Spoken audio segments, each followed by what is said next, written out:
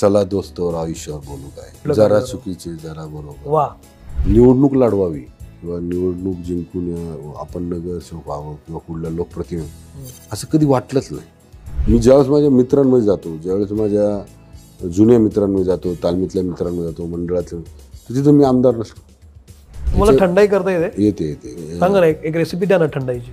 पण संघटना बांधणं किंवा संघटना कशी टिकवणं याचं खरं नॉलेज तर तालमीतच आहे. प्रोफाईल बघत होतो, दादांची मुलाखत घ्यायची, तर मला आणखी एक खेळ समोर आला, तो बैलगाडा शर्यतीचा.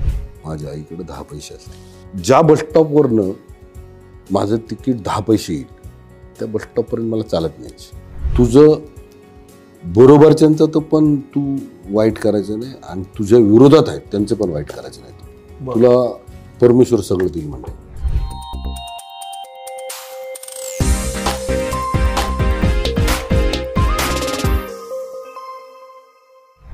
नमस्कार, मी सौमित्र पोटे. मित्र म्हणेमध्ये मी तुम्हा सगळ्यांचं स्वागत करतो.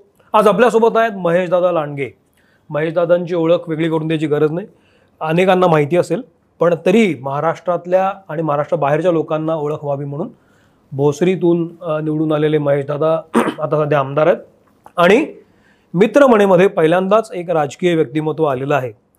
आता दादा, तुम्हाला प्रश्न पडेल की राजकीय व्यक्तिमत्व तुम्हीच कसं काय पहिल्यांदा? तर आम्ही जेव्हा एक लाईव्ह सेशन केलं होतं यूट्यूबचं, मी केलं होतं, आणि तेव्हा मला असं काही लोकांनी सांगितलं होतं की राजकीय व्यक्ती का नाहीत तुमच्याकडे. पण मग असा विचार झाला की राजकीय व्यक्ती का नाही, कारण हा काही पॉलिटिकल प्लॅटफॉर्म नाही. पण मग दुसरा विचार असाही झाला की जसे आपण डॉक्टरना बोलवतो, सोशल वर्करना बोलवतो किंवा पोलिसांना बोलवतो, त्यांची एक स्टोरी असते, तशीच नेत्याची पण एक स्टोरी असते, राजकीय व्यक्तीची पण एक स्टोरी असते. उदाहरणार्थ, आपल्या सगळ्यांना एखादा आमदार एक आमदार म्हणून माहीत असतो, पण त्यांची वाटचाल कशी झाली, त्याचं बॅकग्राऊंड काय आहे, ते एकदम आमदार म्हणून आले नाहीत, पण त्यांचा पण स्ट्रगल असतो. तर दादा, तुमच्याबद्दल कुतूहल आहेच आणि म्हणून तुम्ही आहात. मला अतिशय आनंद वाटतो की तुम्ही वेळ दिलात. तुमचे खरंच स्वागत करतो मी. मित्रमणेमध्ये आम्ही पाहुण्यांचं स्वागत एक छोटीशी भेटवस्तू देऊन करतो, ती आम्ही देतो आणि मग आपण सुरू करूया बोलायला. पुणे कॉटन कंपनीकडनं ही एक छोटीशी भेट. धन्यवाद. आणि अश्मन पेबल्स तर्फे हा एक छोटासा हँडमेड पेंटेड दिवा आहे, जो तुम्हाला आवडेल, नंतर तुम्ही पहा. तर ही आमच्याकडनं भेट. तर सुरुवात करूया. जी जरूर.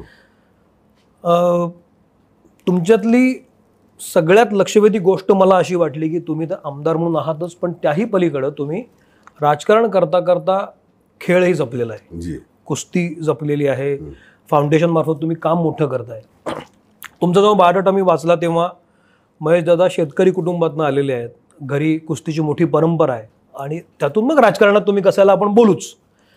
पहिला बेसिक प्रश्न मला हाच वाटतो की कुस्तीचं बाळकडू प्यायलेला एक मल्ल राजकारणात कसा काय जातो, त्याची सुरुवात कुठून झाली? हे पहिलं आपलं धन्यवाद. शक्यतो मी आजपर्यंत जेवढ्याही प्रश्न विचारले किंवा मुलाखती घेतल्या त्या सगळ्या राजकीयच होत्या, म्हणजे राजकीयच प्रश्न असायचे. पण खरंच तुमचं धन्यवाद देतो की असं तुम्ही मला थोडंसं वेगळ्या कार्यक्रमाला बोलवलं थोडंसं, त्यामुळे मला फार थोडीशी उत्सुकता आहे त्याच्याबद्दल. त्यामुळे तुमच्या टीमचं धन्यवाद. माझ्या परिवाराबद्दल आपण इकडं माहिती असेलच, पण माझ्या परिवाराबद्दल सुरुवात म्हणजे माझं शेतकरी कुटुंब. आमचे आजोबा, 4 भाऊ, 2 बहिणी, असा परिवार आजोबांचा आमच्या. आणि वडील नंतर याचे कंपनीमध्ये कामाला लागले. आमचे मोठे चुलते ऑल इंडिया रेसलिंग फेडरेशनचे उपाध्यक्ष होते, स्टेट रेसलिंग फेडरेशनचे जनरल सेक्रेटरी होते. त्यानंतर आमचे दोन्ही चुलते बाकी एक शेती करता करता एक देहरोड कंपनीत कामाला लागले, एक PCMT मध्ये कामाला लागले. मोठे चुलते प्रोफेसर म्हणून शाहू कॉलेजला होते पर्वतीला. जागा भरपूर होती आजोबांच्या वेळेस, पण त्यानंतर CME, त्यानंतर प्राधिकरण, MIDC अशा वेगवेगळ्या याच्यामध्ये आमची वडिलोपार्जित सगळी जागा गेली. अच्छा. त्यामुळे सगळ्यांना नोकऱ्या कराव्या लागल्या. पण तुमची जागा किती होती आधी?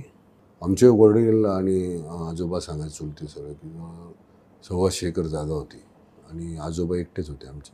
हो 125 एकरच्या जवळपास जागा होती 100. आणि नंतर उरली किती? नंतर आता राहायचं घर हम्म.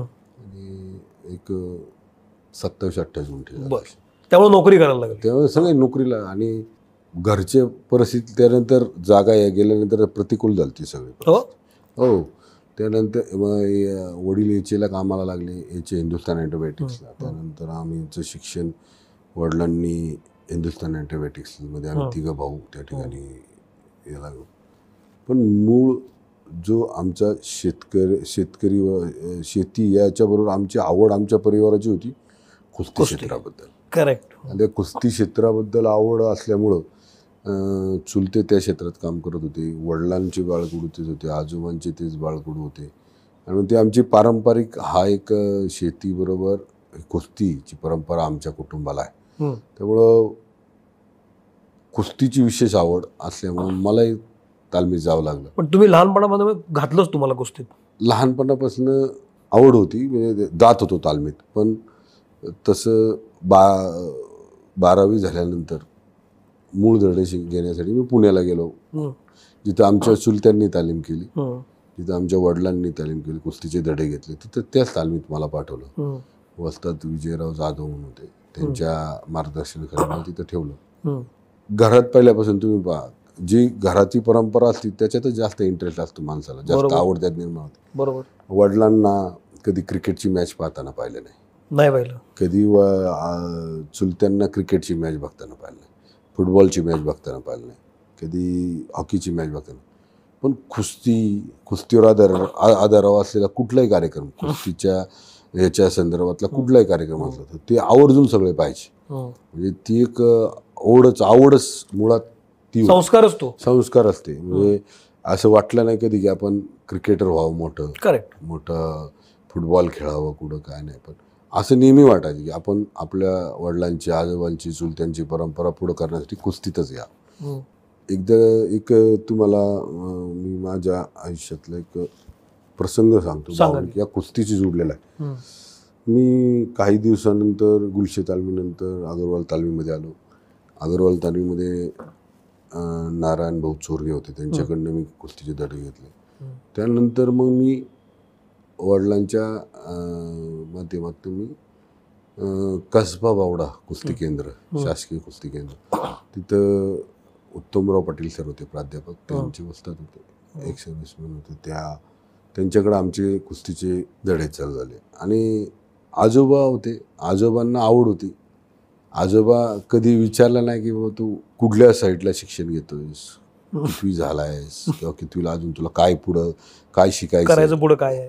ते फक्त एकच, तालमीत जाऊन आला का, व्यायाम केला का, आणि थंडाई प्याला का, ह्याला दूध दिलं का, असं हेच विचार वडील आणि आजोबांचे तेच. मग एक दिवस ते तिकडं आले प्रॅक्टिस पाहायला कसबा बावड्याला. तर त्या कसबा बावड्यामध्ये सकाळी 5 वाजता सर आम्हाला प्रॅक्टिसला सुरुवात करायची.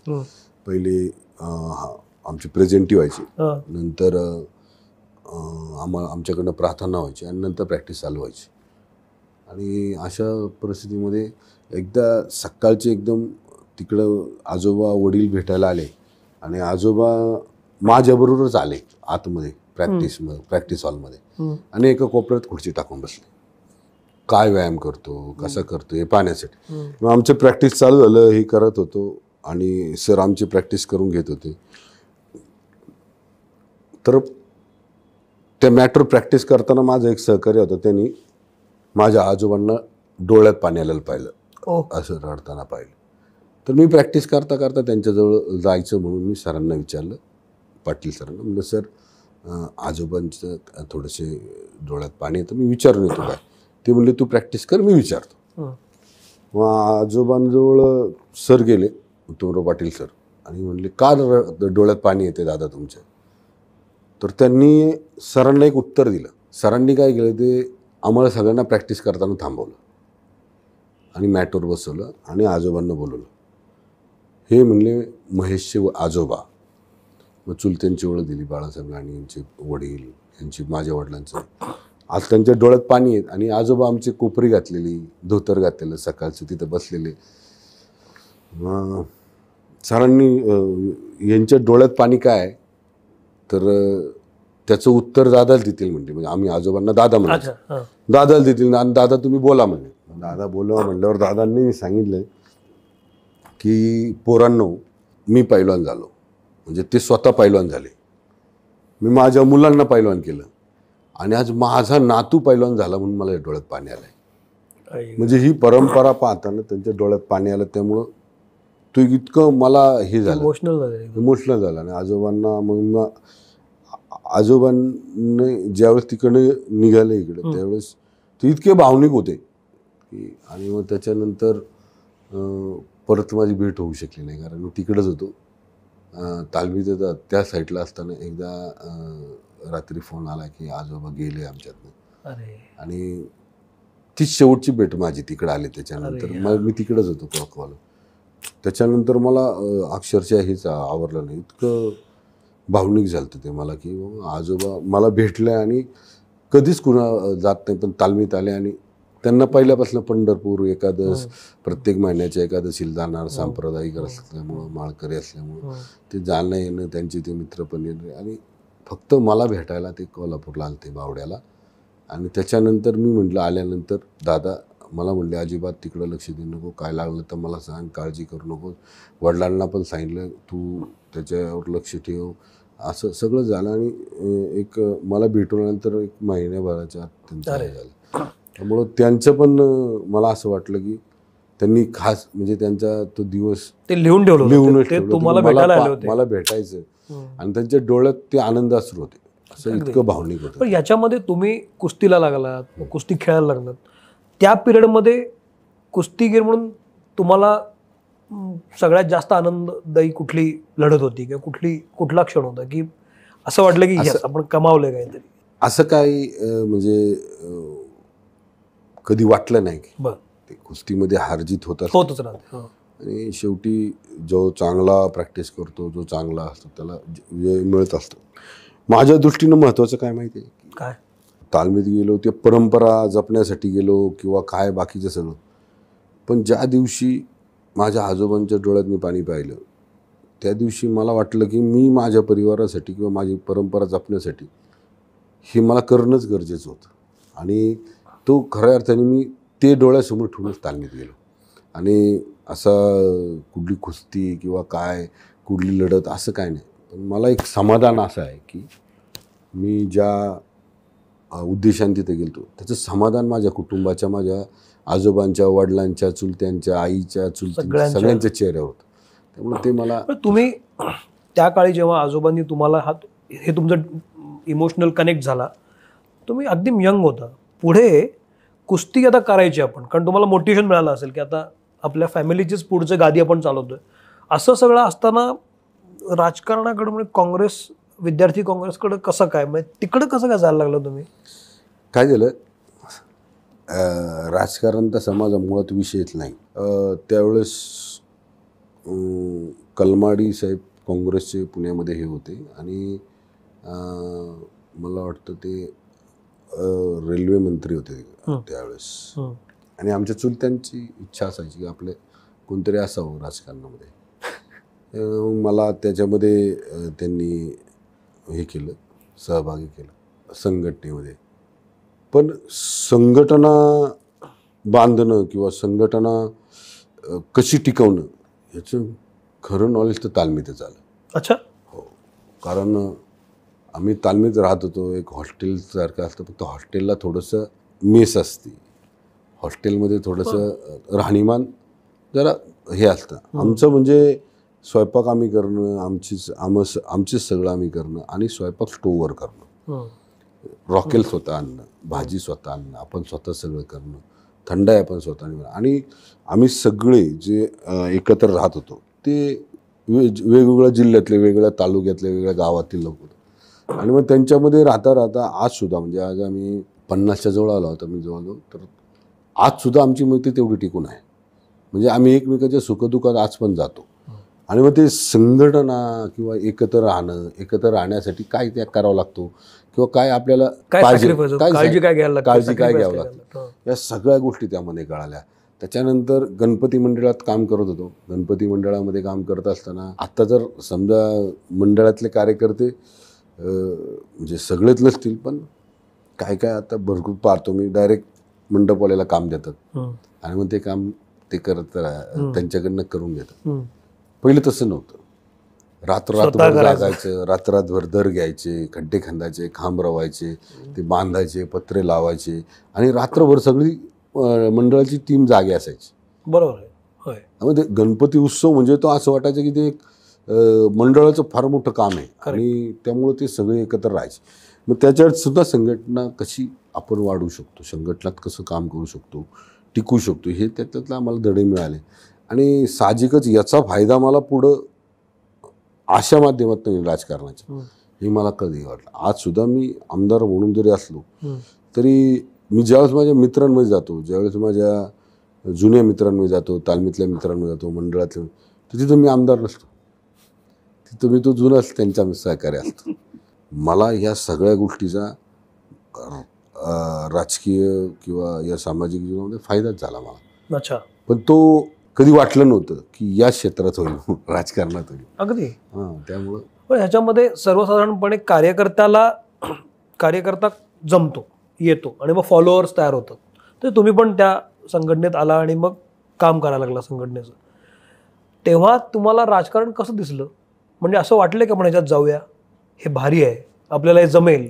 नाही, त्यावेळेस राजकारणामध्ये थोडंसं असं त्याला ग्रामीण टच होतं. म्हणजे किती सालची गोष्ट आहे? 1997. 1997-98ची गोष्ट आहे. त्यावेळेची गोष्ट. त्यावेळेस प्राध्यापक रामकृष्ण मोरे सर, त्यावेळेस मला इथं संधी विद्यार्थी काँग्रेसमध्ये काम करण्याची मिळाली. निवडणूक लढवावी किंवा निवडणूक जिंकून आपण नगरसेवक व्हावं किंवा कुठल्या लोकप्रतिनिधी असं कधी वाटलंच नाही. करेक्ट. कधीच वाटलं नाही की बाबा आपल्याला निवडणूक जिंकायची, निवडणूक लढायची म्हणून राजकारणात यायचं, असं कधीच वाटलं नाही. संघटनात्मक काम करायचं आणि सगळे संघटनात्मक काम करण्याची आवड. मी पहिलं सांगितलं, मला जिथं जास्त लोक कार्यकर्ते सहकाऱ्यांबरोबर राहता येतं ना, तिथं मला जास्त आवडतं. आज पण मला एकटं राहिलं तर मला करमणारच नाही. एकटा जर कुठं बसलो तर मला करमणारच नाही. म्हणजे काही काही असं असतं की एखाद्याला वाटतं की मेडिटेशन करावं, शांत एकटं थांबायचं, तर तसं मी थांबवू शकत नाही. बरं. म्हणजे मी एकटा राहिलो तर कदाचित मला माझे वेगळंच काहीतरी. एक मला फार तुमच्याकडे बघून एक बेसिक प्रश्न पडतो, म्हणजे की खेळाची मानसिकता वेगळी असते. डाव टाकला जातो, तुम्ही डाव खेळता, जिंकता किंवा हारता, विषय संपतो. राजकारण तसं नाही आहे.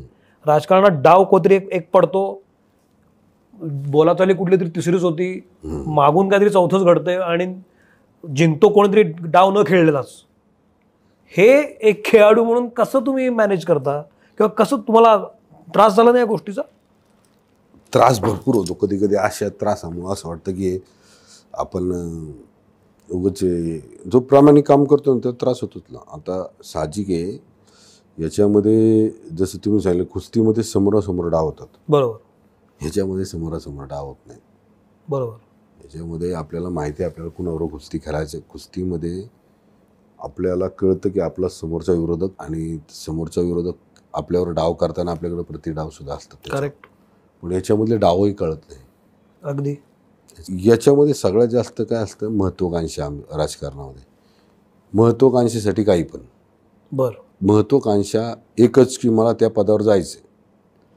मग त्याच्यासाठी काही पण, म्हणजे त्याच्यामध्ये कूटनीती आली तुमच्या, त्याच्यामध्ये तुम्ही काही पण हे करू शकता महत्त्वाकांक्षेसाठी. म्हणजे इतके लेवल काही पण अरे निवडून येण्यासाठी सामदाम दंडभेद हा तर आपण काय पण बोलतो, पण कळतच नाही आपण समोरच्याला.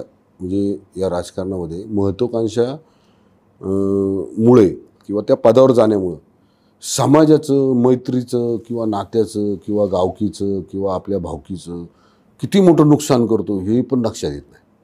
मी आजपर्यंत माझ्या मागच्या राजकीय आत्तापर्यंतच्या प्रवासामध्ये मी असं कुठलं काम केलं नाही की ज्याच्यामुळं माझा स्वार्थ साधण्यासाठी, माझी महत्त्वाकांक्षा पूर्ण करण्यासाठी गावामध्ये संभ्रम तयार करेल, माझ्या भावकीमध्ये संभ्रम तयार करेल, माझ्या नातेवाईकामध्ये त्यांच्यात अंतर निर्माण होईल, गावागावात दर निर्माण, असं कधीच केलं नाही. म्हणजे माझा तो पहिल्यापासून स्वभाव. आणि मला त्या गोष्टीचा जास्त त्रास होतो की जी लोक त्यांची महत्त्वाकांक्षा पूर्ण करण्याकरता, त्यांचा स्वार्थ पूर्ण करण्याकरता अक्षरशः मैत्रीचं नातं कसं तुटेल, रक्ताची नाती कशी तुटतील, गाव कसं तुटेल, या सगळ्या गोष्टीकडे लक्ष देत असतं. पण माझं तसं नसतं. मी नेहमी हा विचार करतो, माझी महत्त्वाकांक्षा ही नंतर, पहिली माझी मैत्री, पहिलं माझं नातं, पहिलं माझं गाव, पहिली माझी सहकारी, हे मी पाहतो पहिलं. आणि त्यामुळं ते सगळं टिकण्यासाठी माझी महत्त्वाकांक्षेला मी नंतर महत्त्व देतो. माझी महत्त्वाकांक्षासाठी मी हे माझं जे रचलेलं संघटनात्मक काम, ते कधीच वाढलं. तुमची महत्त्वाकांक्षा कधीच नव्हती, तुम्हाला वाटलं पण नव्हतं की मी निवडणूक लढवेन? कधीच नाही, कधीच. पण आणि आज पण मी हेच धरून चाललो. तुम्ही पहा, राजकारणामध्ये तुम्ही आत्ता मग अशी म्हटलं, काही घडू शकतं, कोण काय कुणाच्या जवळ येऊ शकतो, काही करू शकतो, काय होऊ शकतं. पण हे बाकीच्या लोकांनी लक्षात ठेवलं पाहिजे की आपण कुणाबद्दलही बोलताना किंवा आपला स्वार्थ आहे म्हणून आपण टोकाचं काही वागणं, कदाचित त्याच्यामुळं नुकसान भरपूर होणार आहे. कदाचित उद्या वाटलं आपण एकमेकाच्या जवळ यायचं तर ती कटुता आपण कमी करू शकणार नाही, इतकं टोकाचा विरोध होतो.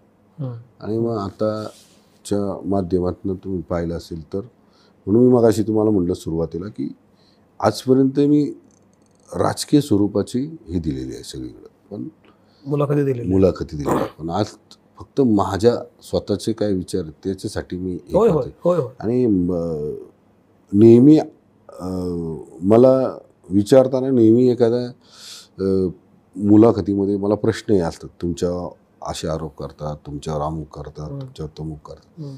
साहजिक आहे, ते त्याच्यामागं त्यांच्या महत्त्वाकांक्षा आपल्याला असतात जे आरोप करतात त्यांच्या. मी नेहमी प्रश्न आणि त्या प्रश्नावर काम करायचं, आपल्याला समस्या आणि त्या समस्येवर काम करायचं मतदारसंघातल्या. आणि हाच कदाचित कधी कधी असं वाटतं हे सगळं सरळ आणि प्रामाणिक करत असताना असं काही चुकीचं घडलं की ज्याच्यामुळं जे आपण टिकवलं आहे आणि ते टिकवत असताना समोरचा माणूस स्वतःचं स्वार्थ साधण्यासाठी याचा विचारच करत नाही. आणि मग कधी कधी असं वाटतं आपण हे सोडावं, लांब थांबावं आणि गप्प बसा, असं वाटतं, खरंच वाटतं. आणि त्याच्यामागचं कारणच हे आहे की मी सांगितलं तुम्हाला, माझा स्वार्थ, माझी महत्त्वाकांक्षेसाठी काही पण करायला लोक तयार असतात समोर, आणि त्याच्यामध्ये होणारं नुकसान याचा विचार करत नाही. आज आत्ता आणि आत्ता मला आत्ताच पाहिजे, त्याच्यामुळे उद्या काय त्याचे दुष्परिणाम होतील, किंवा आज आपण समजा त्याच्यामध्ये समोरच्याच्या महत्त्वाकांक्षा असतील, त्या महत्त्वाकांक्षेमध्ये जर तो अपयशी झाला किंवा यशस्वी झाला, त्याच्यामधनं जी दरी निर्माण होणार आहे समाजामध्ये, गावागावामध्ये, नात्यामध्ये, मैत्रीमध्ये, याचा विचारच तो करत नाही समोरचा माणूस. मला तुम्ही आहात त्यानिमित्तानं दोन प्रश्न विचारावंसं वाटतं. राजकारणामध्ये सुद्धा दोन गोष्टी असतात निवडणुकीमध्ये, एक तर तुम्ही विजयी होता किंवा पराजित होता. तुम्ही दोन्ही चवी चाखलेल्या आहेत, आता तुम्ही विजयीच आहात. तर अशा कुठल्याही उमेदवाराला जेव्हा तो असा पराजित होतो तेव्हा काय भावना असते एक, आणि दुसरी भावना जेव्हा तुम्ही विजयी होता तेव्हा काय भावना असते? माणूस पराजित झाला, अपयश आलं तर त्यांनी मग असं, म्हणजे मी नेहमी हा विचार केला, मी ज्यावेळेस मला अपयश आलं त्यावेळेस मी असं कुणा आरोप ठेवला नाही, मी याच्यामुळं मला अपयश आलं, त्याच्यामुळं अपयश आलं, किंवा त्याच्यामुळं मला मतदान नाही झालं. मी तसा विचार केला नाही आणि मी तसं करत पण नाही आज पण. मी नेहमी माझ्यातले काय चुकीचे, माझं काय चुकलं याच्यावर मी आत्मपरीक्षण करतो. साहजिक एक उदाहरण तुम्हाला, म्हणजे सगळ्यांना पटेल असंच मी देत असतो. आपण एखाद्या परीक्षेमध्ये नापास झालो तर आपण एकतर अभ्यास कमी केलेला असतो किंवा आपलं लक्ष नसतं अभ्यासावर, बरोबर, त्यामुळं आपल्याला ते नापास किंवा आपण फेल होत असतो. तसंच हे राजकारणामध्ये सुद्धा मी विचार करणारा माणूस आहे. सातत्य असलं पाहिजे. मी पैलवान आहे, तुम्हाला सांगितलं, कुठलाही पैलवान अचानक पैलवान होत नाही, किंवा त्याच्या बाऊट असतात त्यावेळेस तो प्रॅक्टिस करतो आणि मग पैलवान होतो असं नाही. सातत्य ज्या पैलवानाकडे असतं म्हणजे कंटिन्यू जो व्यायाम करत असतो, कंटिन्यू प्रॅक्टिसमध्ये जो असतो, कंटिन्यू जो टचमध्ये असतो ना, तो त्याला कधीही लढायला हवा. तो लढणार आणि तो त्याला त्याचा सेल्फ कॉन्फिडन्स, स्वतःचा आत्मविश्वास सांगणार की मी 100% ही कुस्ती जिंकणार, 100%. बघा, कुठलाही स्कॉलर विद्यार्थी, कुठलाही वर्गातला हुशार विद्यार्थी, ह्याला कॉन्फिडन्स असतो मी वर्षभर अभ्यास केला आहे, त्यामुळं मी 100% पास होणार. तसं राजकारणामध्ये माझी भूमिका होती. मी 365 दिवस 5 वर्ष मी लोकांचं काम केलं आहे, लोकांबरोबर राहिलो आहे, लोकांची हे केलं आहे, त्यामुळे मी 100% लोक मला पसंती देतील. जर आपण अपयशी झालो तर ह्या गोष्टीचा विचार करायचा. आणि जर यश भेटलं, आपल्याला यश आलं, समजा आता तुम्ही पाहता, तुम्ही जसं म्हणणार मी आमदार, तर ती संधी जी मिळाली आहे, जो माणूस आपण अपयश आल्याच्या कारण विमर्श करतो, त्याच्या संदर्भामध्ये आत्मपरीक्षण करतो, तो निवडून आल्यावर पण हेच परीक्षण करत असतो की मला लोकांनी संधी का दिली. असं करत असतो मी करतो. मग मी तुम्हाला सांगतो ना, याच्यामध्ये काही लोक असतात की जे आपली स्वतःच्या महत्त्वाकांक्षेसाठी, स्वार्थासाठी काही पण करतात. काही पण म्हणजे काय, मी मगाशी सांगितलं तसं कुठल्याही लेवलला जाणार. आणि काही लोक निवडून आल्यानंतर मला निवडून दिल्यामागचं कारण काय, संधी मला का दिली लोकांनी, समोरच्याला नाकारलं काय ह्याच्यावर, किंवा समोरच्या चुका होत्या म्हणून नाही, माझ्याकडनं काय अपेक्षा, माझ्याकडनं काय अपेक्षा, तेव्हा पूर्ण करण्यासाठी मला लोकांनी निवडलं आणि म्हणून मी त्याच्यावर बघतो. दादा, तुम्ही ना मगाशी बोलतो बोला की कुस्ती खेळताना तुम्हाला संघटन कौशल्य कळलं, शरीर साधना तुम्ही केली वगैरे वगैरे, त्या कुस्तीचा एक भाग असतो तो. तसं राजकारण एक क्षेत्रच आहे.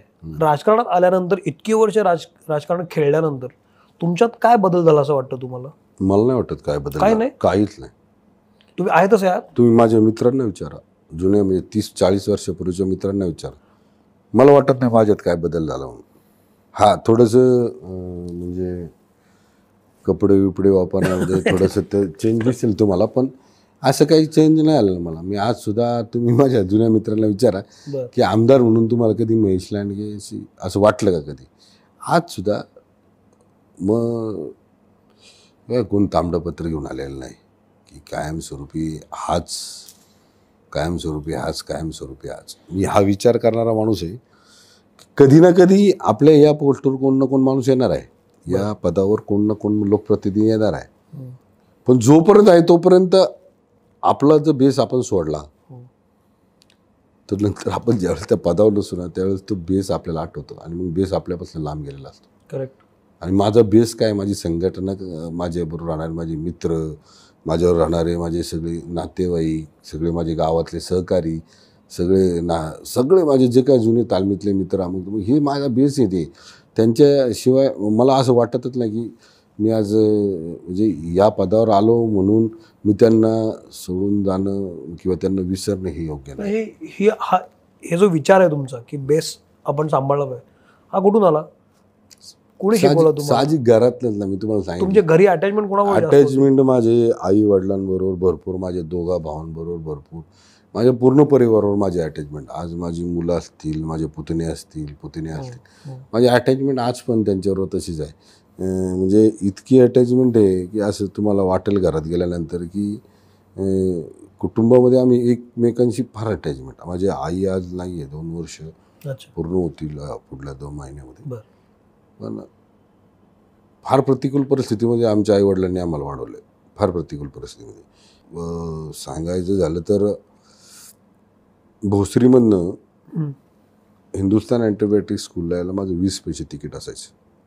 20 पैसे म्हणजे ते षटकोनी 20 पैसे असायचे, बरोबर.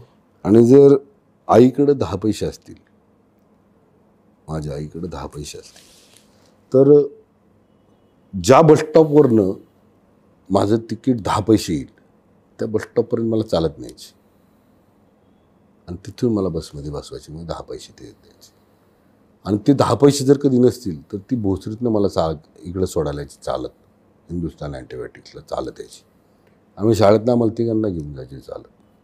वडील कधी कधी सायकलवर, आता कामाला यायचे इकडे सायकलवर, वडील कधी कधी सोडायचे. आणि त्यांचा आमच्याबद्दलच्या शब्दातच वर्णन करू शकत नाही. मी नेहमी सांगत असतो आणि मला अनेक पत्रकारांनी विचारलं की तुमचे हे कोण, तर मी सांगत होतो गुरु कोण, तर मी माझ्या आईवडिलांना सांगतो. कारण त्यांची जी मी हे पाहिलेली आहे धडपड, आमचं स्ट्रगल फारच. मी मोठा होतो घरात, त्यामुळे ते मी पाहिलंय माझ्या डोळ्यांनी. माझ्या नंतरचे 2 भाऊ आहेत, कारण मला त्यांच्यापेक्षा लवकर समजायला लागलं, त्यामुळे मला ती परिस्थिती माहिती आहे. तुम्ही आत्ता बोलता की तुम्ही अटॅचमेंट घरी आहे, कुटुंबाबरोबर आहे.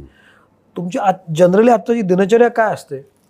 सकाळी उठल्यावर आपलं थोडंसं व्यायाम करणं. तुम्ही तेव्हा 5 वाजता वगैरे व्यायामशाळेत जायचं, आता उठणं होतं? नाही, आता एवढं लवकर उठणं होत नाही, पण आता ज्यावेळेस उठतो त्यावेळेस थोडा व्यायाम करतो. नंतर घरी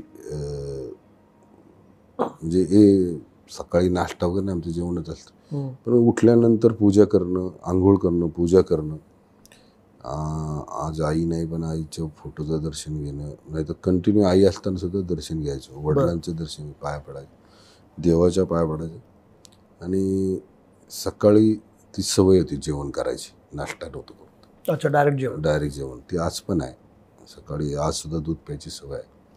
रुटीन सकाळी तसं चालू करतो. जेवढं होतं तेवढं शक्य तेवढं लोकांमध्ये, लोकांच्या संपर्कात किंवा लोकांच्या कामामध्ये कसं राहू याच्यासाठी सकाळची सुरुवात करतो दिवसभर. आणि रात्रीचा टायमिंग नसतो, बरोबर, किती वाजता घरी पोहोचतो. लोकांना भेटत असं. माझं कसं असतं, जिथं लोक भेटतील तिथं कामं चालू करायचं आपलं.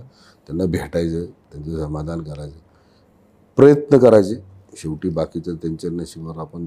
पण 100% काही म्हणजे मला असं वाटतं, मी ज्यांच्यासाठी प्रयत्न करतो, ज्यांच्यासाठी प्रामाणिकपणे, त्या सगळ्यांना कामाचा त्याचा फायदा होतो.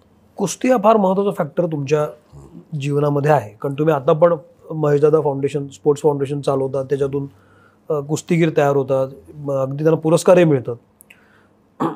Over the period of time, इतक्या वर्षामध्ये कुस्ती पण बदलली आहे आणि खेळाडू पण बदलले. तुम्ही कुस्तीकडे कशा पद्धतीने पाहता? कुस्ती आणि कबड्डी हा आमचा जमिनीशी जुळलेले खेळ आहे, ज्याच्याशी आम्हाला इंटरेस्ट आहे. मी कबड्डी पण खेळलो. कबड्डी पण खेळलो. आता आमचे एक बंधू आहे अजय लांडगे म्हणून, राष्ट्रीय खेळाडू आहे. आज आम्ही एक चांगलं संकुल बांधलं आहे आम्ही तिथं, आणि आज तोच पाहतोय सगळं. कुठे? भोसरीमध्ये. एकदम लहान मुलांपासून मोठ्या मुलांपर्यंत सगळ्यांना तिथं शिकवतो कोच. पहिला जो हे होता कुस्तीचे धडे घेणं किंवा पहिले कुस्तीचे त्याचे हे वेगळं प्रॅक्टिस करण्याच्या स्टाईल वेगळ्या होत्या. आता प्रॅक्टिस करण्याचा स्टाईल वेगळा. तेव्हा माती असेल, तेव्हा माती होती, मॅट होती. आता त्यावेळेस पण मॅट होती, त्यावेळेस माती मॅट दोन्ही होती. यावेळेस आता इंटरनॅशनल स्पर्धा खेळायची झालं तर त्याला मॅटवरच खेळावं लागतं.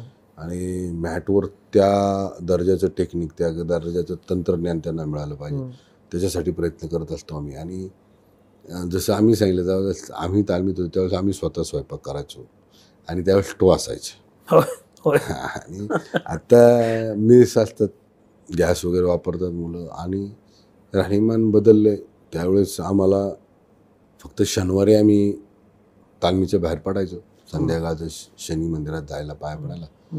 नाहीतर त्यावेळेस सकाळी 5 वाजता व्यायाम चालू झाला, 7:30-8ला संपायचा. 7:30-8ला संपलं की आपलं आपण स्वयंपाकाला लागायचं, थंडाई प्यायची, नाश्ता करायचा, स्वयंपाक करायचा. आम्ही तर 10 वाजता झोपायचो परत. बरोबर. सकाळी 10 वाजता तर आम्ही 10-10:30ला झोपायचो परत 3 वाजता उठायचो. परत 3 वाजता उठून तयारी करून 4 वाजता व्यायामाला सुरुवात करायची. परत 6 वाजता व्यायाम संपवायचा, 7 वाजता स्वयंपाक करायचो, 7:30-8ला परत झोपायचो. आणि पूर्ण एकाग्रतेने त्याच्यावर काम करायचं. बरोबर. आता त्यावेळेस कुस्ती 5 मिनटं, त्याच्यानंतर 2 मिनटं असे असायचे. आता 3-3 मिनटाची हे झाली आहे, 3-3 मिनटं कुस्ती फास्ट झाली. आणि थोडंसं काय म्हणतो डाएटमध्ये चेंज झाला. डाएट मध्ये वेगवेगळे हे आले. त्यावेळेस डाएट म्हणजे तूप, बदामची थंडाई किंवा फ्रुट्स. मला थंडाई करता येते. कशी करायची थंडाई? आणि सांगा ना, एक रेसिपी द्या ना थंडाईची. काय मला जर थंडाई करायची असेल काय करायची, मी कशी करायची? बदाम हां. जसे तुम्हाला पसतील तेवढं तसं बरं. असतं. बदाम घ्यायचे, खडी साखर घ्यायची, धणे घ्यायचे, बरं. बडीशेप घ्यायची. केवढं घ्यायचं एवढं? पहिले जे जसं तुम्हाला हे होईल तसं. त्याच्यात खसखस पण टाकत होतो आम्ही, पण आता ते खसखस कोण वापरत नाही. बरं. असं एक करावं. खडी साखर आम्ही वापरायचो. ही खडी साखर साखर, बदाम, धणे, धणे खसखस. त्याच्या एकत्र करायचं. कुंडी असायची अशी कुंडी, आणि त्या कुंडीमध्ये एक दांडा असायचा. तो पण दांडा लिंबाचा असायचा. अच्छा. लिंबाच्या फांदीचा दांडा असायचा तो. त्याला पण म्हणजे तो ज्यावेळेस आपण फिरवतो तर त्याच्यावर त्याचा अर्क त्याच्यात. अरे वा. हे आता सध्या ते मिक्सरवर बनवतात, पण आम्ही ते हातावर बनवतो. त्या दगडाची कुंडी असायची, त्याच्यात पहिलं बारीक करायचं आणि मग ते दंड्या एक हातवर असं फिरवायचं उलटा हे, आणि दोघं पार्टनर समोर असायचे. त्याच्यानंतर तो ती जे बारीक होऊन त्याचं जे व्हायचा ते एका फडक्यामध्ये घ्यायचं. बरं. फडक्यामध्ये ते ठेवायचं आणि एक शेजारी पाण्याचं भांडं ते त्यात घ्यायचं, त्यात हे घ्यायचं, भिजवायचं ते, आणि त्याचा जो रस येईल तो इकडं दुसऱ्या भांड्यात पिळायचा. बरं. आणि मग ते पूर्ण त्याचं हे झाल्यानंतर त्याच्यात दूध टाकायचं ग्लासभर, जेवढं आपल्याला लागतं तेवढं. ते म्हणजे त्याच्यात तुम्ही किती प्यायचं? तसं तर 1.5 लिटर दूध असायचं. हो, आम्ही दोघं 1.5 लिटर असायचं दूध. तर होतं म्हणजे तुम्हाला सांगतो त्यावेळेसच्या डाएट आणि आत्ताच्या डाएटमध्ये फार फरक आहे. थंडाई पिळल्या ते झाल्यानंतर दूध टाकल्यानंतर मग ते प्यायची. अच्छा, तशी करतात? तशी प्यायची, पण गरम दूध गार करायचं. अच्छा. गरम दूध गार करायचं आणि मग ते दूध टाकायचं. डायरेक्ट आता काय करतात मुलं, डायरेक्ट ते पिशवीचं दूध आणतात, त्याच्यात वततात. अच्छा. पण ते काही मुलं असं करतात, काही मुलं असं पण करतात. पण ते जे डाएट कॉन्शियस जे आहे ना, तुम्हाला ते आता तो लिंबाचाच का बरं दांड वापरला जातो, लाकूड वापरायचं, तर ते लिंबाचा ह्यानी तो अर्क सगळा त्याच्यात जाणार. हा, हे सगळं फार, आणि त्याच्यामध्ये पावित्र्य फार होतं. बरं. कुस्ती जो माणूस लंगोट बांधतो तो तितकं पावित्र्य हनुमंतरायाची पूजा करणं. बरोबर. हो. आणि फार पावित्र्य पाळणारं आम्ही पाहिलेले पहिलं, फार पवित्र. पण आता ना, म्हणजे आता थंडाईचा विषय निघाला, व्यायामाचा विषय निघाला, तुम्ही फिटनेस कॉन्शियस आहात आणि तुम्ही स्वतः काम करता. विधानसभेत तुम्ही जात असाल तर तुमच्याकडनं असं कोणी फिटनेस टिप्स मागतं का, कुठली दुसरा आमदार, की काय करायचं? कारण तुम्ही कोणाला दिलेत का टिप्स की बाबा जरा पोट खूप सुटलं, जरा व्यायाम करा? माझं भरपूर 131 किलो वजन झालं. मी आता कमी केलं, मी 20-22 किलो कमी केलं वजन. व जसं वय वाढतं तसं स्वाभाविक आहे, आपला आहार कमी करावा लागतो. ते आहार आमचा जो तालीम करतो त्याचा आहार कधी कमी होत नाही. आणि तो आहार कमी करण्यासंदर्भामध्ये मी उलट टिप्स घेतो. कधी आहार कमी करण्यासंदर्भात टिप्स घेतो. आणि ती तुपामध्ये खायचं, दूध प्यायचं, किती प्यायचं. पहिलं काय नव्हतं, मी 1-1.5 लिटर 2 लिटर दूध सहज ठेवायचं. तेव्हा तुम्ही व्यायाम करायचं, किती जोर मारायचा तुम्ही, किती असायचं? फार बैठका किती असायचं? फार असायचा. ते असं सांगितलं तर लोकांना ते खरं वाटणार, अतिशुक्ती वाटेल, पण ते फार व्यायाम असायचा फार. या सगळ्यामध्ये मगाशी मी जो आपण प्रश्न विचारला ना, तो त्याकडे मी परत येतो. आजच्या कुस्तीपटूंकडे पाहिल्यानंतर तुम्ही स्वतः अनेक फाउंडेशन मार्फत काम करताच आहे. ओव्हरऑल कुस्तीला प्रमोट करण्यासाठी काय करायला पाहिजे महाराष्ट्रानं असं वाटतं तुम्हाला? आपल्या महाराष्ट्रामध्ये ना तेवढं पोटेन्शियल आहे. ऑलिम्पिकला आपण मिळेल बघा. भारताला मी तुम्हाला मगाशी सांगितलं की क्रिकेटचा वर्ल्ड कप जिंकला तर आपण आनंद करतो, पण या ऑलिम्पिकमध्ये जे मेडल मिळतं ते सातत्य कशात आहे? कुस्तीमध्ये आहे. भारताला पहिलं ऑलिम्पिकमध्ये पदक मिळवून देणारे पैलवान स्वर्गीय खाशाबा पैलवान नव्हते. ऑलिम्पिकला जागतिक लेवलची स्पर्धा आहे आणि त्याच्यामध्ये जर तुम्ही मागच्या 4 वर्षामध्ये पाहिलं असेल 5-6 ऑलिम्पिकमध्ये, तर तुम्हाला कुस्तीमध्ये सातत्यानं पदक बघायला मिळेल. पण मग अडचण काय?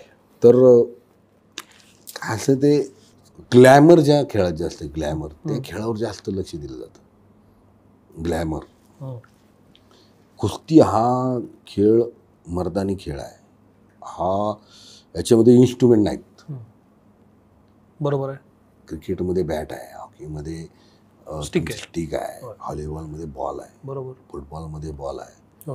याच्यामध्ये इन्स्ट्रुमेंट तुमची हात, डाव आहे, तुमची ताकद, तुमची सगळे काय डोक्यात युक्ती सगळं तुमच्या शरीरात आहे. बरोबर. आणि याच्याकडे दुर्लक्ष करणं मला वाटतं, याच्याकडे जर लक्ष दिलं ना तर जगात. पण दादा लक्ष का दिलं जात नाही? पिक्चर आले त्याच्यावर, पिक्चर मधनं कुस्ती दिसली, तुम्ही सांगले ना त्याच्याबद्दलचे एक मला असं वाटतं की कुस्ती संदर्भामध्ये आता मी बऱ्याचशा ठिकाणी जातो उद्घाटनाला, क्लब्समध्ये जातो, वेगवेगळ्या मोठमोठ्या क्लबमध्ये जातो, पण तिथं जे पण नवीन मुलांना किंवा अट्रॅक्शन वाटेल अशीच ग्लॅमरवाले इव्हेंट्स तिथं असतात, म्हणजे खेळ असतात, स्पोर्ट्स असतात, याच्याकडे दुर्लक्ष केलं जातं. मी म्हणजे प्रत्येक ठिकाणी गेल्यानंतर मी सांगत असतो, म्हणजे त्याला असं म्हणता येईल आपल्याला प्रशासकीय किंवा राजकीय किंवा याचं पाठबळ त्याला मिळालेलं आहे.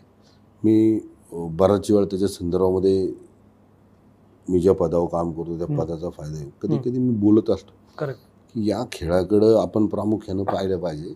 देशाची मान, देशाचा स्वाभिमान जर कुणी टिकवला असेल ऑलिम्पिकमध्ये तर तो कुस्ती खेळांनी शिकवलेला आहे. मग तुम्ही तर आमदार आहात, मी बऱ्याच वेळा त्याचा प्रयत्न करतो. काय असतं संघटनात्मक सुद्धा त्याला ही झाली पाहिजे. संघटना, प्रशासन, राजकीय सगळ्यांनी मिळून त्याच्यावर काम. मग दादा गेल्या वेळेला जे दिल्लीमध्ये ह्याच्यात कुस्तीगीरांचं प्रकरण झालं, कुस्ती महासंघाचे अध्यक्ष निवडणूक, त्रास, राजीनामा नाट्य, तुम्हाला काय वाटतं सगळं बघून? हे काय चाललंय कुस्तीकडे बघण्याचं प्रकरण? म्हणजे हे मी तुम्हाला काय आमदार म्हणून नाही विचारत आहे, कुस्तीपटू म्हणून विचारतो. मला एक कुस्तीपटू म्हणून जर विचारलं ना तर त्या ज्या गोष्टी घडल्या त्याच्यामुळं मला थोडासा म्हणजे अशा गोष्टी घडल्यामुळेच त्याच्याकडे दुर्लक्ष होतं. म्हणजे कुस्ती क्षेत्राबद्दल किंवा कुस्तीच्या या क्षेत्रामध्ये असं काही घडलं की आपोआप त्याच्याकडे दुर्लक्ष होतं. आणि याचा विचार संघटनेने पण केला पाहिजे, कुस्तीगीरांनी केला पाहिजे, राजकीय लोकांनी केला पाहिजे, प्रशासनाने केला पाहिजे. आता या गोष्टी घडल्यामुळं कुस्ती बदनाम झाली. पण एक प्रश्न विचारू, तुम्हाला जर सगळी सूत्र दिली हातात तर एक कुठला निर्णय तुम्ही घ्याल कुस्तीच्या पुढाकारासाठी? मी महाराष्ट्रातले खेळाडू तयार करेल ऑलिम्पिकमध्ये मेडल आणण्यासाठी. मी नेहमी इतका प्रयत्न करत असतो. माझ्याकडं या महाराष्ट्रातला कुठल्याही पैलवानाला कशी मदत लागली त्याच्या भविष्यासाठी कशासाठी तर मी 100% करतो. तुमच्याकडं ना तुमचं जेव्हा मी प्रोफाईल बघत होतो, दादांची मुलाखत घ्यायची, तर मला आणखी एक खेळ समोर आला, तो बैलगाडा शर्यती. आणि म्हणजे लार्जर दॅन लाईफच होतो सगळं. तुमच्याकडे सिनेमा असं म्हणतो ना की बाहुबली म्हणजे लार्जर दॅन लाईफ, तसं तुम्ही बैलगाडा शर्यतीला ग्लॅमर आणून दिलं. जी बक्षिसं ठेवली तुम्ही ती काय असं सर्वसामान्य काय कोणी ठेवत नाही. तुम्हाला त्याच्यात घुसावं आणि ते आपण हातात घ्यावं असं का वाटलं एकदम? मी तुम्हाला सांगितलं ना, मी नेहमी परंपरेला धरून चालणारा माणूस. कुस्ती, कबड्डी, बैलगाडा, गाव जत्रा, डोल्ली जिम या सगळ्यांमध्ये मलखांब असेल किंवा या सगळ्यां हे पारंपरिक आलेले आहे, आपले खेळ आहेत किंवा आपल्या परंपरा आहेत. आता जर बैलगाड्या स्पर्धा, या बैलगाड्या स्पर्धेला शेतकऱ्यांची किंवा ग्रामस्थांची एक वेगळी अशी आवड आहे, त्यांची आवड आहे, त्यांची एक अटॅचमेंट आहे. आणि तो पण रांगडा खेळ आहे. ती कुणाचं काम नाही. ते ॲक्च्युअली तसं पाहिलं तर ना त्या स्पर्धेतले तयारीत असलेले बैल पकडणं किंवा ते झोपणं हे कुणाचं काम नाही. त्याला ताकदवर आणि रांगडाच माणूस पाहिजे. त्यात परत त्याला असं म्हणून चालणार नुसतं रांगडाच. मी तुम्हाला मग अशी सांगितलं, पैलवान हा सुद्धा इन्स्ट्रुमेंट नसले तर त्याच्या डोक्यामध्ये युक्ती असते, म्हणजे तो हुशारच असतो. तसं कबड्डी खेळताना सुद्धा, तसं शेती करताना सुद्धा, तसं बैलगाडाला जे लोक बैल झुपतात, जे बैल सांभाळतात, त्यांना सुद्धा ते बैल सांभाळण्यासाठी त्यांना तेवढं तंत्र किंवा तेवढी युक्ती असावी लागते. आता साहजिक आहे, एखादा म्हणतो तो रांगडा खेळ आहे, तो बुद्धिवंताचा खेळ आहे. मग माझा प्रश्न राहतो बुद्धिवंतांना, तुम्ही बुद्धिवंत आहात तो बैल झोपून दाखवा. तो जो बुद्धिवंत आहात तर तो बैल झोपून दाखवा, कारण तुमच्याकडे बुद्धी आहे. मग आमच्याकडे हे जे पारंपरिक जे मी तुम्हाला सांगितलं, कुस्ती, कबड्डी, बैलगाडा, डोली, याच्यामध्ये सुद्धा ही बुद्धी आहे. कुठं पकडावं, कसं पकडावं, झुपताना कसा झुपावा, त्याला कसा आणावा, त्याला कसं काय सोडावा, त्याला कसं काय पकडावा, हे सगळं युक्तीच आहे ना, बुद्धीच आहे. तर असं त्या बैलगाड्यामध्ये सुद्धा मला विशेष असं आवड आहे. त्यामुळे मी तिथं त्याच्यात जॉईन झालो आणि मग त्याला ग्लॅमर मिळावं. जसं आपण पाहतो परदेशामध्ये बुल फाईट वगैरे ते असतात, त्याला काय पब्लिक म्हणजे तिथं म्हणजे आपल्या महाराष्ट्रात सोडा तुम्ही, जर आपण साऊथला जर गेलो आपण, जलीकट्टू हा त्यांचा बंद केला, म्हणजे त्याच्यावर बॅन आला, त्याला बंद केला. तर अक्षरशः त्या तामिळनाडू आणि त्या आजूबाजूच्या परिसरातल्या राज्यातली लोक म्हणजे सिनेमामध्ये काम करणारे मोठे कलावंत, म्हणजे कमल हसन सारखे कलावंत, मोठमोठे बिझनेसमॅन, मोठमोठे लोक जे उद्योजक असतील, डॉक्टर्स, सगळ्यांनी स्ट्राईक केला ते चालू करण्यासाठी. आणि महाराष्ट्रात ज्यावेळेस बंद पडले तर त्यावेळेस तो फक्त शेतकऱ्यांचा किंवा ग्रामीण संस्कृती म्हणून पाहिलं गेलं त्याच्याकडं. माझा असा प्रश्न होता, मला असं वाटत होतं की ही स्पर्धा चालू करण्यासाठी याच्यामध्ये सगळ्यांनी सहभाग घेतला पाहिजे. म्हणजे आपल्याकडे काय सहभाग नाही होता, त्याला ग्लॅमर नाही, त्या स्पर्धेला ग्लॅमर नाही, म्हणजे त्याला एक उंची पाहिजे. मग ती उंची येण्यासाठी काय करावं, तर मग बक्षिसं चांगली ठेवावी. मग ती बक्षिसं चांगली ठेवली तर त्याची मार्केटिंग चांगली करावी, मग ते व्हॅल्यू वाढते. तसं त्यामुळं ते मी करण्याच्या दृष्टीनं मग ती बक्षीस. तुम्ही आता सिनेमाचा उल्लेख केला, सिनेमा कलाकारांचा उल्लेख केला, तुम्ही सिनेमा बघता? हा बघतो. कुठला आवडता सिनेमा कुठला आहे तुमचा? असं काय आवड आपल्याला, असं आवडता नट कुठला आहे, ऍक्टर कुठला आवडतं? असं पण काय ऍक्टर वगैरे, ऍक्ट्रेस कुठली आवडते? ऍक्ट्रेस तसं नाही, पण एखादा पिक्चर खेळावर असेल, खेळाडूंवर, जसं जो जिता वही सिकंदर. अरे वा. म्हणजे तो तर आम्ही तालमीत होतो त्यावेळेस, तर आम्ही इतक्या वेळा पाहिला की असं वाटायचं की तो पिक्चरच संपवला आहे.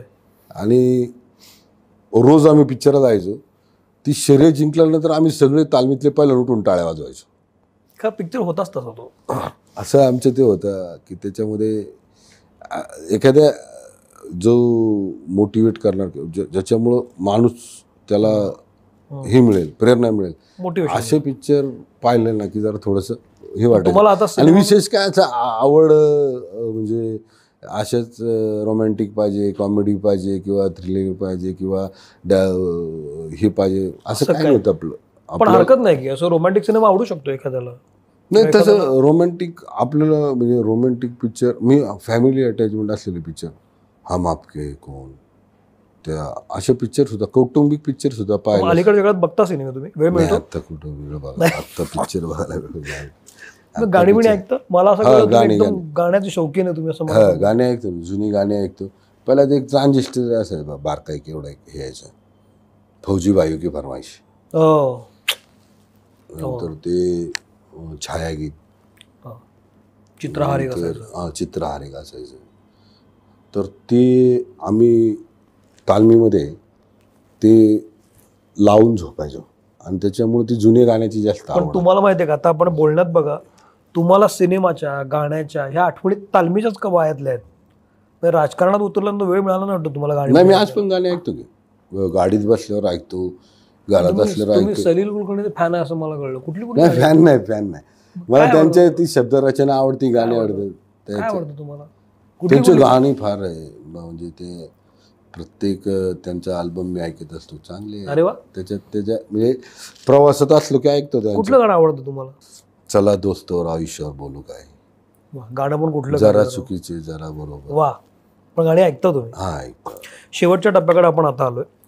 या सगळ्या प्रवासामध्ये मी मुद्दाम तुम्हाला या आमदाराच्या टर्म्स विचारलं नाही, कारण ते सगळ्यांना माहिती आहे. या सगळ्या काळामध्ये जेव्हा आपण मागं वळून बघतो ना, तेव्हा तुम्हाला तुमचा मागचा रोड कसा दिसतो एक, आणि या सगळ्या प्रवासात काही घटना घडून गेलेल्या असतात की ज्या आपल्या हातात नसतात. अशा वेळेला एक घटनेबद्दल खंत असते की हे नको व्हायला पाहिजे होतं, की उगीच माझ्याबद्दल घडलं, खरं तर व्हायला काही कारण नव्हतं, असं वाटतं का? साहजिक वाटतं, काही गोष्टी मागं पाहिल्यानंतरही वाटतं की आपण, माझ्या बाबतीत घडायला नव्हतं पाहिजे, त्या घडतात असं मानतात. आणि त्या घडल्यानंतर मला माझ्या वडिलांचे एक शब्द आठवतात. वडिलांनी मला, माझे आई असताना असंच एकदा, मी फार थोडासा नर्वस होतो, जी घटना मला असं वाटलं होतं की माझ्या बाबतीत घडावी नाही. कुठली होती ती? असंच थोडंसं टेन्शन कुठल्या मला छोट्याच्या छोट्या गोष्टी सुद्धा असं वाटतं की त्या घडल्या नाही पाहिजेत, कारण मी त्याचं हे होत नाही त्या, आणि विनाकारण घडल्या की फार टेन्शन त्रास होतो. त्यावेळेस ते आई म्हणजे वडिलांचं एक वाक्य आहे, ते एक असंच हे झालं होतं. तर आई म्हटली आपण कुठंतरी पाहू, ते असं जुन्या स्टाईलमध्ये यांना दाखवू त्यांना दाखवू. मग ते सगळं ऐकत असताना वडील म्हटले, हे बघ, जर उद्या एखादा मी तुला म्हटला तुझ्या आयुष्यात राजयोग नाही किंवा तुला हे टाळायचं असेल तर हे कर, समजा असं काय असेल काहीतरी करून बघ, काहीतरी करून बघ, तर माझा त्याच्यावर विश्वास नाही. म्हणले मला कधी वाटत नव्हते म्हणलं तू आमदार होशील, नगरसेवक होशील, असं मला कधीच वाटलं नाही. आणि मी कधी कुणाला विचारायला पण गेलो नाही की माझ्या मुलाच्या माझ्या आयुष्यात राजयोग आहे का, अमोघ आहे का. तू प्रामाणिक काम करत राहा म्हणले, तुला त्याचं 100% हे मिळणार. फक्त रोज एक लक्षात ठेव, सकाळी निघालाच ना घरात तर तुझ्याकडनं कुणाचं वाईट झालं नाही पाहिजे, चुकून सुद्धा नाही पाहिजे. तुझं बरोबरच्यांचं तर पण तू वाईट करायचं नाही, आणि तुझ्या विरोधात आहेत त्यांचं पण वाईट करायचं नाही. तुला परमेश्वर सगळं देईल म्हणले, सगळं देईल म्हणले, पण जर त्या स्वार्थासाठी तू जर तसं वागलास तर मग तुला ह्या अशा घटनांचा त्रास होणार. आता शेवटचा प्रश्न विचारतो, आपण थांबूया. ही जी मुलाखत आहे ही कुठल्या पक्षाची नाही किंवा राजकारणाची नाही, तुम्हाला लक्षात आलं असेलच. जाता जाता शेवटचा प्रश्न विचारतो, आपण थांबूया. दादा, तुम्ही कार्यकर्ते म्हणून आलात आणि या पोझिशनला आलात. आज प्रत्येक कार्यकर्त्याचे स्वप्न असते की मला नेता व्हावं असं वाटतंय, माझ्याकडे हे कौशल्य आहे. पण कार्यकर्ता सतरंजा उचलण्यापुरताच राहतो असंही बोललं जातं की कार्यकर्ता खालच्या खाली काम करत राहतो आणि राजकीय नेते वरच्यावर काम करत राहतात. तुम्ही आज अशा कार्यकर्त्यांना काय सांगाल? मग ते कुठल्याही पक्षाचे असू देत, त्या पलीकडे जाऊन आजच्या कार्यकर्त्याला जर खरंच वर यायचं असेल, मोठं व्हायचं असेल, तर काय केलं पाहिजे त्यानं हळूहळू, की मग त्याच्यासमोर ती वाट ओपन होत जाते? कार्यकर्त्यांना काय सांगाल? एवढा मोठा अनुभव तर नाही माझा, पण जो अनुभव मला आत्तापर्यंतच्या वाटचालीमध्ये प्रवासामध्ये आला तो, त्याच्यामधनं मी एवढं मात्र मी शिकलो की राजकारणातला हा प्रवास म्हणजे एक व्यसन आहे. कुठलंही तुम्ही एखादं आवड म्हणून करणं आणि व्यसन म्हणून करणं, ज्यावेळेस तुम्ही एखादं म्हणजे मनोरंजन म्हणून करता किंवा तात्पुरतं करता ते मनोरंजन, आणि व्यसन म्हणून करता म्हणजे ते कायमस्वरूपी तेच करता. मग तसं हे राजकारण आपण काय डोळ्यासमोर ठेवून करायचं? व्यसन लागलं त्याचं तर आपण ते व्यसन पूर्ण करण्यासाठी काही करू शकतो. एखाद्याला मारू पण शकतो, एखादी चुकीची घटना पण करू शकतो, गोष्ट पण करू शकतो. बरोबर. पण जर ते आपण प्रामाणिकपणे फक्त आपल्या डोळ्यासमोर उद्देश ठेवला की याच्यातनं मला लोकांची सेवा करायची, हे डोळ्यासमोर ठेवलं तर प्रवास लवकर तुम्हाला पुढे नेऊ शकतो.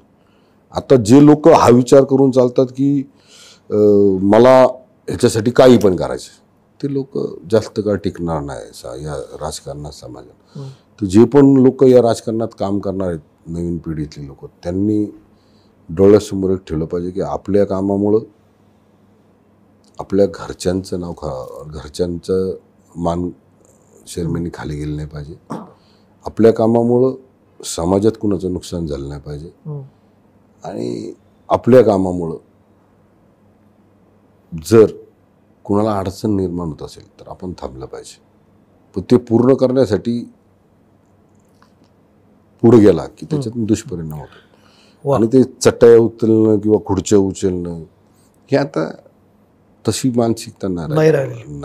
आता बघा, तुम्हाला सांगतो, पहिलं काही राजकारण पारंपरिक होतं. म्हणजे काही लोकांना राजकारणात यशस्वी होण्याकरता स्वतःचं योगदान काहीच नव्हतं, पण वडिलांचं आजोबांच्या त्या ह्याच्यावर ते पुढे येत होते. आता काय झाले, मतदार हुशार झाले, मतदार आता रिझल्ट ओरिएंटेड झाले, रिझल्ट पाहिजे त्यांना, त्यांना काम पाहिजे. आता तू कुठल्या कुटुंबातला आहे, तुझी इतिहास काय आहे राजकारणाचा, तू इतिहासात म्हणजे तुझी पार्श्वभूमी काय आहे, तुझ्या परिवाराचा इतिहास काय आहे राजकारणाचा, हे नाही पाहत.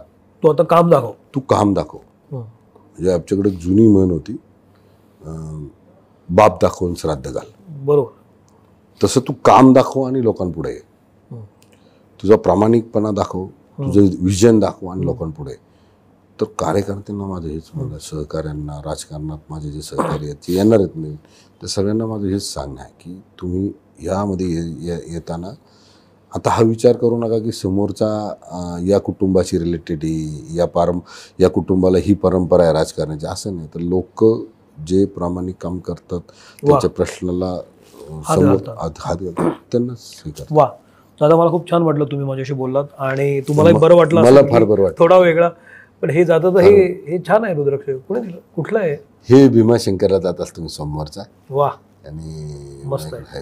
पण मला खूप बरं वाटलं की त्यानिमित्तानं वेगळा विषय झाला. मला फार बरं वाटलं.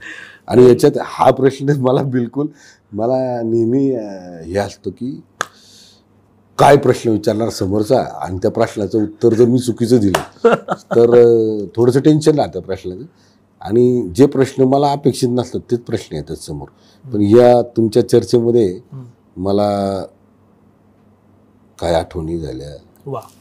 आणि जे म्हणजे मी आजपर्यंत मागं गेलो, जर विचार केला, फ्लायबॅकमध्ये गेलो आणि पाहिलं, तर मला आज या पदावर आल्यावर इथं बसल्यानंतर मला बरं वाटतं की मी माझ्या हातून कोणाचं मी वाईट केलं नाही. वा. तुम्ही महेशदादा आवर्जून मित्रमंडळमध्ये आलात आणि वेळ दिलात, मला खूप बरं वाटलं. ही मुलाखत कशी वाटली मला जरूर सांगा, फार महत्त्वाची आहे. कारण मुद्दाम राजकीय पटल सोडून अराजकीय मुलाखत घेण्याचा हा प्रयत्न होता आणि मला खात्री आहे की क्षणभर का होईना आमदार पद विसरून महेशदादा माझ्याशी बोलले हे मला जाणवलं आणि त्यांनाही जाणवलं असेलच. तर आवर्जून कमेंट करा, सोशल मीडियावर सांगा, मी सोशल मीडियावर आहे. मुलाखत कशी वाटली सांगा, महेशदादांनाही कळवा आणि पाहत रहा मित्रमणे, भले ते घडो. थांबतो इथं. थँक्यू. नमस्कार.